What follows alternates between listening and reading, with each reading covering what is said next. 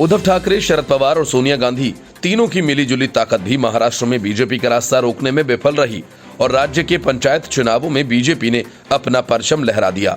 महाराष्ट्र में पंचायत चुनाव में बीजेपी के हाथों मात खाने के बाद अब शिवसेना गाल बजाने में लगी है और इस करारी हार को अपनी जीत बताने लगी है। हकीकत यह है कि पंचायत चुनावों में 3263 सीटें जीतकर बीजेपी सबसे बड़ी पार्टी बनी। दूसरे नंबर पर एनसीपी रही और उद्धव ठाकरे की पार्टी खिसक कर तीसरे नंबर पर पहुंच गई। शिवसेना को 2808 सीटें मिली। इस चुनाव में कांग्रेस फिर से फिसड्डी साबित हुई और वह सिर्फ 2151 सीटों पर ही जीत सकी। बीजेपी की जीत का आंकड़ा 5000 के करीब हो सकता है, क्योंकि अभी कई जगहों पर मतगणना का काम चल रहा है। ऐसे में बहुत सारे जीत कर आए हैं जिन्हें बीजेपी का समर्थन प्राप्त था। पंचायत चुनाव में तीसरे नंबर पर खिसके शिवसेना ने अपनी हार कबूल नहीं की है। इसलिए सामना के माध्यम से पार्टी ने कहा कि केंद्रीय जांच एजेंसियों की मदद से राजनीतिक क्रांति नहीं आ सकती। उसने बीजेपी को जनादेश शिरोधार्य करने की सलाह देते हुए कहा, ऐसा न करने पर भारतीय जनता पार्टी को नुकसान पहुंचाएगी। माना जा रहा है कि सामना का ये ज्ञान शिवसेना की खींच है। महाराष्ट्र पंचायत चुनाव में बीजेपी को जहां 3263 सीटें मिली हैं, वहीं शिवसेना 2808 पर आकर रुक गई। शरद पवार की एनसीपी दूसरे नंबर की पार्टी बनकर उभरी, जिसकी सीटों की संख्या 3000 से मात्र 1 कम रही। कांग्रेस भी 2151 सीटें जीतने में कामयाब रही। राज ठाकरे की महाराष्ट्र नवनिर्माण सेना का प्रदर्शन बहुत ही बुरा रहा और पार्टी को 31 सीटों से संतोष करना पड़ा। अन्य के खाते में 2510 सीटें गईं। राज्य में 12711 ग्राम पंचायतों के लिए चुनाव हुए थे, जिसमें 1,25,000 उम्मीदवार विभिन्न पदों पर विजयी हुए।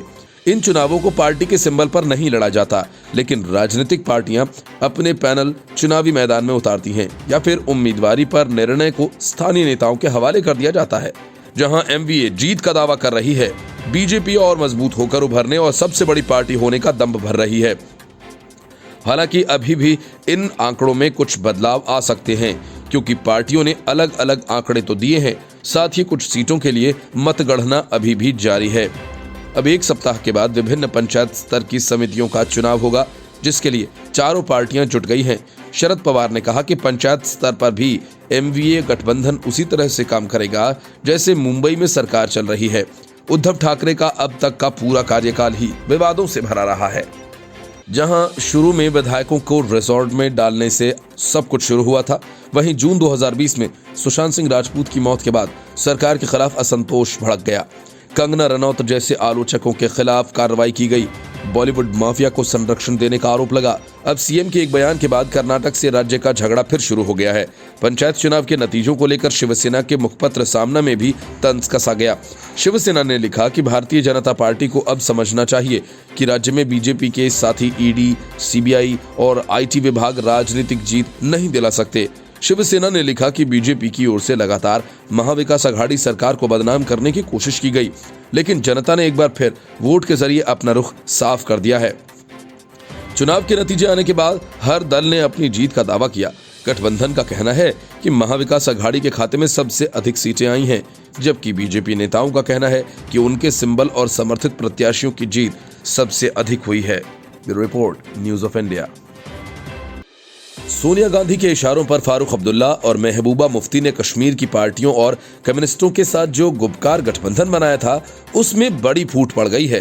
पीजीडीए के चुनाव के बाद गठबंधन के प्रवक्ता सज्जाद लोन की party Jammu Kashmir people's conference ने people alliance for Gupkar declaration यानी गुपकार से हटने का ऐलान कर दिया। पार्टी चीफ सज्जाद लोन ने गुपकार के मुखिया फारूक अब्दुल्ला को चिट्ठी लिखकर जिला विकास परिषद यानी पीजीडीए चुनाव में सहयोगी दलों के रवैये पर नाराजगी जताई। गुपकार गठबंधन में फूट पड़ी तो बीजेपी नेता राम माधव ने कहा कि ये इस बेमेल गठबंधन के उजड़ने की शुरुआत है। सज्जाद लोन ने अपनी चिट्ठी में कहा कि हाल ही में हुए पीजीडीए चुनाव के बारे में मेरी पार्टी के नेताओं से मिले फीडबैक के मद्देनजर मैं ये चिट्ठी लिख रहा हूँ। मुझे बताया गया है कि अलायंस के कुछ दलों ने गठबंधन के घोषित कैंडिडेट्स के सामने प्रॉक्सी कैंडिडेट्स खड़े कर दिए।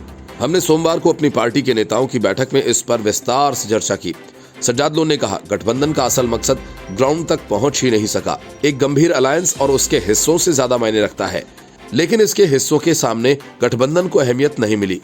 पीजीडीए चुनाव में कई जगह अलायंस के कैंडिडेट अकेले पड़ गए और उन्हें उनकी पार्टी की तरफ से मैनेज किए गए वोट ही मिल सके। श्रीनगर के गुपकार रोड पर नेशनल कॉन्फ्रेंस के मुखिया फारूक अब्दुल्ला का घर है। जम्मू कश्मीर से अनुच्छेद 370 हटने के एक दिन पहले 4 अगस्त 2019 को 8 स्थानीय दलों ने यहां बैठक की थी। इसमें एक प्रस्ताव पारित किया गया था और उसे ही गुपकार डिक्लेरेशन कहा गया। गुपकार डिक्लेरेशन में आर्टिकल 370 और 35A की बहाली के साथ ही जम्मू कश्मीर के लिए राज्य का दर्जा मांगा गया है। सहयोगी दलों के सबसे सीनियर नेता होने के नाते डॉक्टर फारूक अब्दुल्ला को इसका अध्यक्ष बनाया गया। इसकी एक वजह उनकी पार्टी का मजबूत कैडर होना भी है। गुपकार डिक्लेरेशन को अमलीजामा पहनाने के लिए 6 दलों ने हाथ मिलाया था। इनमें डॉक्टर फारूक अब्दुल्ला की अध्यक्षता वाली नेशनल कॉन्फ्रेंस, महबूबा मुफ्ती की अगुवाई वाली पीडीपी के अलावा सज्जाद गनी लोन की people's conference, Awami national conference, Jammu Kashmir people's movement और सीपीएम शामिल थी। जम्मू कश्मीर के इतिहास में ये पहली बार है जब 6 प्रमुख पार्टियों ने साथ मिलकर चुनाव लड़ा। इससे पहले मौलाना इमरान रजा अंसारी ने भी एक पत्र लिखकर पीएजीडी के ऐसे घटक दलों के खिलाफ कठोर कार्रवाई करने की मांग की थी। बता दें कि डीडीसीए चुनावों के परिणाम आने के बाद महबूबा मुफ्ती भी इस ग्रुप से किनारा कर रही हैं। इसके बाद वह किसी बैठक में शामिल नहीं हुई। वहीं सज्जाद लोन भी कश्मीर के एक बड़े नेता हैं जो मुफ्ती मोहम्मद सईद और पीएम नरेंद्र मोदी के खास माने जाते हैं। साल 2014 के विधानसभा चुनाव में उन्होंने हंदवाड़ा सीट से चुनाव लड़ा था। इस दौरान उमर अब्दुल्ला की तरफ से आधिकारिक बयान दिया गया था कि वह कश्मीर में नरेंद्र मोदी की सोच को आगे लाने का काम कर रहे हैं। उन्हें मोदी का समर्थन है।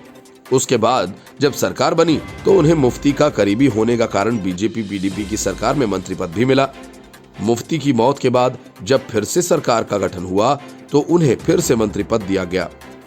उसके बाद विधानसभा भंग हो गई। सज्जाद लोन पहले अलगाववादी नेता थे। उन्होंने बाद में पार्टी का गठन किया। Bureau report, news of India.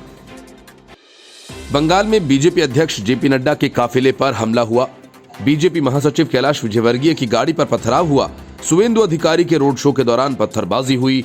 मतलब कि बीजेपी के हर कार्यक्रम के पहले और बाद में कार्यकर्ताओं को पत्थरबाजी का सामना करना ही पड़ता है। आरोप हर बार टीएमसी के कार्यकर्ताओं पर लगता है, लेकिन आरोप तो आरोप ही है, कुछ साबित नहीं होता और न ही कोई पकड़ा जाता है। बंगाल की सियासत में हिंसा का ये खेल सालों से चलता आ रहा है, लेकिन अपनी जिंदगी की सबसे बड़ी सियासी लड़ाई में चौतरफा घिरी ममता बनर्जी अब खुलकर गुंडई पर उतर आई हैं। उन्होंने साफ कहा कि बीजेपी की सभाओं में हंगामा मचाने के लिए वे अपने लोगों को भेजेंगी। मतलब साफ है कि बंगाल के विधानसभा चुनाव में इस बार हिंसा का खेल ज्यादा खेला जाएगा। पश्चिम बंगाल के पुरुलिया में सीएम ममता बनर्जी ने कहा कि जो लोग उनकी सभाओं में उपद्रवियों को भेजते हैं, अब उन लोगों की मीटिंग में भी सीएम इसी तरह से लोगों को भेजेंगी। ममता बनर्जी ने कहा कि मैं कुछ दिनों से देख रही हूं कि हमारी मीटिंग में उपद्रवियों को भेजा जाता है और अब मैं बीजेपी और माकपा की मीटिंग में भी ऐसे ही लोगों को भेजूंगी। सीएम ममता बनर्जी ने इस मौके पर कहा कि बीजेपी माओवादियों से भी ज्यादा खतरनाक है। उन्होंने कहा कि जो बीजेपी में जाना चाहते हैं वो जा सकते हैं, लेकिन हम अपना सिर बीजेपी के सामने नहीं झुकाएंगे। राजनीति पवित्र विचारधारा और दर्शन है। कोई व्यक्ति कपड़े तो रोज बदल सकता है, लेकिन विचारधारा नहीं। ममता बनर्जी ने कहा कि एक दलित परिवार ने बताया कि बीजेपी नेताओं के घर आने पर हमने उनको अपनी जेब से भोजन कराया। हम इसका भुगतान कैसे कर पाएंगे? मैं अपने कार्यकर्ताओं से अपील करती हूं कि जब भी वे कुछ ऐसा देखें, उनको पैसे दें। अगर आपको वोट के लिए कोई पैसा दे तो आप रख लें। दूसरी तरफ बीजेपी नेता शुवेंदु अधिकारी ने सीएम ममता बनर्जी पर हमला बोलते हुए कहा कि ममता बनर्जी नंदीग्राम से चुनाव लड़ेंगी। उन्हें पूर्व सीएम शब्द के साथ एक लेटर पैड तैयार करवा लेना चाहिए। इससे पहले सीएम ममता बनर्जी ने कहा था कि आगामी विधानसभा चुनाव में नंदीग्राम से चुनाव लड़ेंगी। पूर्व टीएमसी नेता शुवेंदु अधिकारी इसी विधानसभा से पिछले चुनाव में जीते थे। अब वे बीजेपी में जा चुके हैं। ऐसे में ये सीट सभी की नजरों में रहेगी। सीएम ममता ने इसकी घोषणा करते हुए कहा था कि मेरी आत्मा कहती है कि मुझे नंदीग्राम से लड़ना चाहिए। नंदीग्राम मेरे लिए भाग्यशाली रहा है और मेरे लिए पवित्र रहा है। सीएम ममता की ओर से दी गई चुनौती को स्वीकार करते हुए शुवेंदु अधिकारी ने जवाब दिया कि इस बार चुनाव में वे सीएम ममता को शिकस्त देंगे। ऐसा नहीं कर सके तो राजनीति छोड़ देंगे। शुवेंदु अधिकारी ने कहा कि अगर मेरी पार्टी मुझे नंदीग्राम से लड़ाती है तो सीएम ममता को 50,000 वोटों से हराऊंगा। शुवेंदु ने इस मौके पर सीएम ममता बनर्जी और अभिषेक बनर्जी पर हमला बोला और कहा कि टीएमसी में सारी बातें यही दो लोग तय करते हैं, जबकि बीजेपी में चर्चा के बाद ही उम्मीदवारों का चयन होता है। सीएम ममता इस समय भवानीपुर से विधायक हैं और ऐसा माना जा रहा है कि ममता भवानीपुर और नंदीग्राम दोनों ही सीटों से चुनाव लड़ेंगी। नंदीग्राम और सिंगूर के भूमि आंदोलन ने ही सीएम ममता को 2011 में सीएम की कुर्सी पर बैठाया था। उस समय शुवेंदु अधिकारी ममता बनर्जी की जीत में अहम भूमिका निभा रहे थे। Bureau report, news of India. Gandhi Vadra से लेकर कांग्रेस के कई सारे नेताओं की फितरत सियासत के नाम पर नौटंकी करने की रही है। ये बात और है कि इसी नौटंकी की वजह से पूरी की पूरी कांग्रेस खुद ही एक ड्रामा बनकर रह गई है। कांग्रेस के सबसे बड़े नेता नौटंकीबाज दिग्विजय सिंह ने एक बार फिर वही खेल किया जिसके लिए वे जाने जाते हैं। राम मंदिर निर्माण के लिए दिए जा रहे चंदे का बहाना बनाते हुए दिग्विजय सिंह ने अपना खेल शुरू कर दिया। दिग्विजय सिंह ने 1,11,111 रुपए का चेक श्री राम जन्मभूमि तीर्थ क्षेत्र के नाम पर साइन किया और सोशल मीडिया पर कहा कि उन्हें पता ही नहीं है कि इसे देना कहां है। पीएम मोदी को लिखे एक पत्र में दिग्विजय सिंह ने कहा कि जैसा कि मैं नहीं जानता कि ये रुपए कहां दान किए जाने हैं या किस बैंक अकाउंट में, तो मैं आपको श्री राम जन्मभूमि तीर्थ क्षेत्र के लिए ये चेक इस आशा के साथ भेज रहा हूं कि आप इसे सही जगह पहुंचाएंगे। मतलब दिग्विजय सिंह को इस बात का पता नहीं कि श्री राम जन्मभूमि तीर्थ क्षेत्र ट्रस्ट के लिए दान कहां दिया जाना है, जबकि इस विषय में आधिकारिक वेबसाइट से लेकर सोशल मीडिया हैंडल्स पर पेमेंट डिटेल्स की जानकारी दी गई है।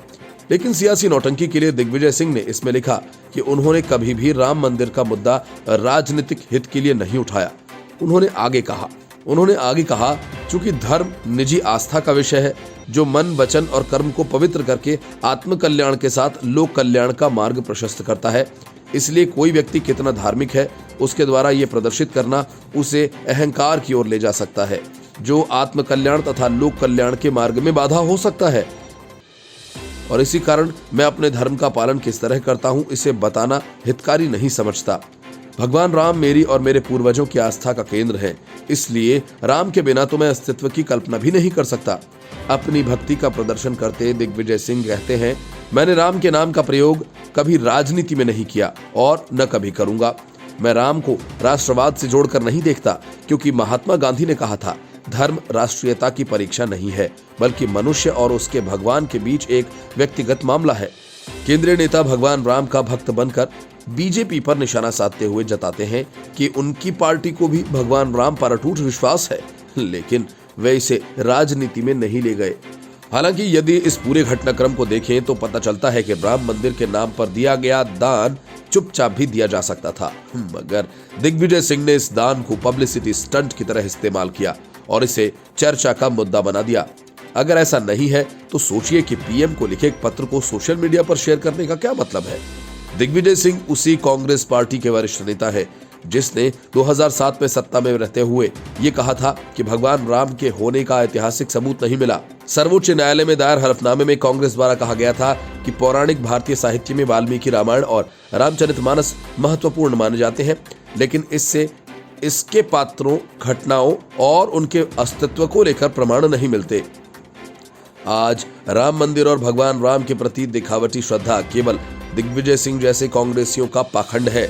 लंबे समय तक भगवान के अस्तित्व को खारिज करने वाले आज शायद भूल गए हैं कि इतिहास में उन्होंने इसी मुद्दे पर कितना जहर उगला है और देश की बहुसंख्यक आबादी की भावनाओं को कितना आहत किया है। Report, news of India. Sonia Gandhi और शरद पवार के डर से वीर सावरकर का नाम लेना उद्धव ठाकरे भले ही भूल गए हों, लेकिन बीजेपी नहीं भूली। उत्तर प्रदेश में विधान परिषद के चुनावों के ठीक पहले सदन में मरम्मत और सौंदर्यीकरण का काम करवाया गया। इस दौरान विधान परिषद में स्वतंत्रता सेनानियों की तस्वीरों के साथ वीर सावरकर की तस्वीर भी शामिल की गई। अब इसे लेकर विवाद शुरू हो गया। कांग्रेस और समाजवादी पार्टी के नेताओं ने बीजेपी पर राजनीति करने का आरोप लगाते हुए विधान परिषद अध्यक्ष रमेश यादव को चिट्ठी लिखी। लेकिन उत्तर प्रदेश न तो महाराष्ट्र है और न ही सीएम योगी आदित्यनाथ कांग्रेस और समाजवादी पार्टी के दबाव में आने वाले हैं। इसलिए माना जा रहा है कि सावरकर के नाम और तस्वीरों का विरोध करने से कांग्रेस और समाजवादी पार्टी को कुछ हासिल होने वाला नहीं है। कांग्रेस के एमएलसी दीपक सिंह ने चिट्ठी में मांग की है कि सावरकर की तस्वीर तत्काल विधान परिषद से हटाई जाए। उन्होंने लिखा कि सावरकर ने खुद को बचाने के लिए अंग्रेजों से माफी मांगी थी। सावरकर भी जिन्ना की भाषा बोलते थे, उन्होंने भी जिन्ना की तरह दो राष्ट्र की बात कही थी। एमएलसी दीपक सिंह ने सावरकर का विरोध जताते हुए कहा कि सावरकर ने अंग्रेजों के साथ मिलकर नेताजी सुभाष चंद्र बोस की आजाद हिंद फौज की खिलाफत की थी। उन्होंने आरोप लगाया कि सावरकर ने हिंदू मुस्लिम लड़ाई करवाई, यूपी के मुख्यमंत्री योगी आदित्यनाथ ने विधान परिषद की पिक्चर गैलरी का उद्घाटन किया था। हालांकि इसके विरोध में समाजवादी पार्टी के अध्यक्ष अखिलेश यादव भी उतर आए हैं। उन्होंने कहा कि सावरकर को लेकर इतने सारे विवाद हैं, पूरे देश को पता था कि कैसे उन्होंने अपनी रिहाई के लिए ब्रिटिश से माफी मांगी थी। बीजेपी को इतिहास से सीख लेनी चाहिए। सावरकर की तस्वीर लगाना स्वतंत्रता सेनानियों के प्रति असम्मान है। पिछले साल ही कर्नाटक में बीजेपी ने बेंगलुरु के 47वें फ्लाईओवर का नाम वीर सावरकर के नाम पर रखा था। तब मुख्यमंत्री बीएस येदियुरप्पा ने सावरकर को स्वतंत्रता सेनानी बताते हुए कहा था कि कुछ लोगों को उनका हिस्सा मिलता है, पर वीर सावरकर जैसे स्वतंत्रता सेनानियों को उनका हिस्सा नहीं दिया जाता। हालांकि तब भी कांग्रेस और उसकी विपक्ष के साथी जेडीएस ने बीजेपी के खिलाफ आवाज उठाई थी। महाराष्ट्र में कांग्रेस और शिवसेना के बीच सावरकर को लेकर ठन गई थी। तब शरद पवार ने भी कांग्रेस का साथ दिया था। कुर्सी छिन जाने के डर से उद्धव ठाकरे ने तब सावरकर का नाम लेना ही बंद कर दिया। इस बात को लेकर बीजेपी उन पर कई बार निशाना भी साध चुकी है। अब सावरकर के नाम पर विवाद यूपी में शुरू हुआ। इस मामले में शिवसेना कुछ कहेगी या फिर कुर्सी के लिए चुप्पी साध जाएगी, इस बात पर सभी की नजर है। Report news of India.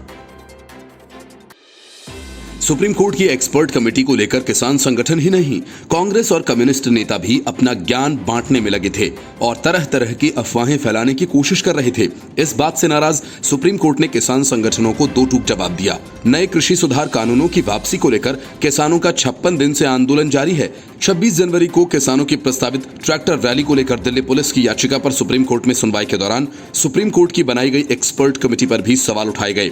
ऐसे में चीफ जस्टिस एस.ए. बोबडे ने सख्त लहजे में कहा कि अगर किसान कमेटी के सामने नहीं जाना चाहते तो बेशक न जाएं, मगर ऐसे किसी की छवि को खराब न करें। इस तरह की ब्रांडिंग नहीं होनी चाहिए। सीजीआई ने एक बार फिर साफ किया कि कमेटी को कोई भी फैसला लेने की शक्ति नहीं दी गई है। इसे सिर्फ हमें राय देने के लिए बनाया गया है। दरअसल एक किसान यूनियन ने कोर्ट में बहस कर कमेटी के सदस्यों के बारे में पक्ष रखना चाहा तो चीफ जस्टिस ने कहा कि दवे के मुवक्किल ने कमेटी बनने से पहले ही कमेटी के सामने न जाने का फैसला किया था। आप कौन हैं? चीफ जस्टिस ने दवे से पूछने को कहा। दवे किस यूनियन की तरफ से पेश हो रहे हैं? वरिष्ठ वकील प्रशांत भूषण ने कहा कि दवे तो 8 किसान यूनियंस की तरफ से पेश हो रहे हैं। दवे ने कहा किसान महापंचायत प्रदर्शनकारी यूनियंस में से नहीं है। प्रशांत भूषण ने कहा कि यूनियंस का कहना है कि हम कमेटी के समक्ष पेश नहीं होंगे। इस बात का जवाब देते हुए सुप्रीम कोर्ट ने कहा कि कमेटी को हमने फैसला करने का अधिकार नहीं दिया है, उसे सिर्फ किसानों की समस्याएं सुनने और हमें रिपोर्ट देने के लिए बनाया गया है। आप बिना सोचे समझे बयान देते हैं। किसी ने कुछ कहा तो अयोग्य हो गया। मान ने कानूनों को संशोधित करने के लिए कहा था, आप कह रहे हैं कि वे कानूनों के समर्थन में है। सीजीआई ने सख्त लहजे में कहा कि आप इस तरह के लोगों को ब्रांड नहीं कर सकते। लोगों की राय होनी चाहिए, यहाँ तक कि सबसे अच्छे न्यायाधीशों की भी कुछ राय होती है, जबकि वो दूसरी तरफ निर्णय भी देते हैं। इसके बाद किसान महापंचायत की तरफ से बहस शुरू हुई। भूपिंदर मान की कमेटी से हटने के बारे में बताया और कमेटी पर सवाल उठाया तो कोर्ट ने कहा कि अगर व्यक्ति किसी मामले में अपनी एक राय रखता है तो इसका मतलब क्या? कभी कभी जज भी राय रखते हैं, लेकिन सुनवाई के दौरान वो अपनी राय बदलकर फैसला देते हैं। कमेटी के पास कोई अधिकार नहीं है तो आप कमेटी पर पूर्वाग्रह का आरोप नहीं लगा सकते। सुप्रीम कोर्ट ने कहा कि अगर आप कमेटी के समक्ष पेश नहीं होना चाहते तो हम आपको बाध्य नहीं करेंगे। सुप्रीम कोर्ट ने किसानों की ट्रैक्टर रैली पर किसी तरह का आदेश देने से इनकार कर दिया। केंद्र सरकार ने सुप्रीम कोर्ट द्वारा 26 जनवरी को किसानों की प्रस्तावित ट्रैक्टर रैली को पुलिस का मामला बताए जाने के बाद मामले में कोर्ट ने हस्तक्षेप के अनुरोध वाली याचिका वापस ली। सुप्रीम कोर्ट ने 26 जनवरी की प्रस्तावित ट्रैक्टर रैली को लेकर दायर याचिका पर कहा, आप प्राधिकार हैं और आपको इससे निपटना है। इस पर आदेश पारित करना अदालत का काम नहीं है। 8 किसान यूनियंस की ओर से पेश वकील प्रशांत भूषण ने चीफ जस्टिस को बताया कि किसान केवल बाहरी रिंग रोड पर शांतिपूर्ण तरीके से गणतंत्र दिवस मनाना चाहते हैं, उनका शांति को भंग करने का कोई इरादा नहीं है। वहीं किसान नेता कुलवंत सिंह संधू ने कहा कि किसान संगठनों के नेता 26 जनवरी को ट्रैक्टर मार्च निकालने के मुद्दे पर दिल्ली पुलिस के शीर्ष अधिकारियों से मुलाकात करेंगे। Report news of India.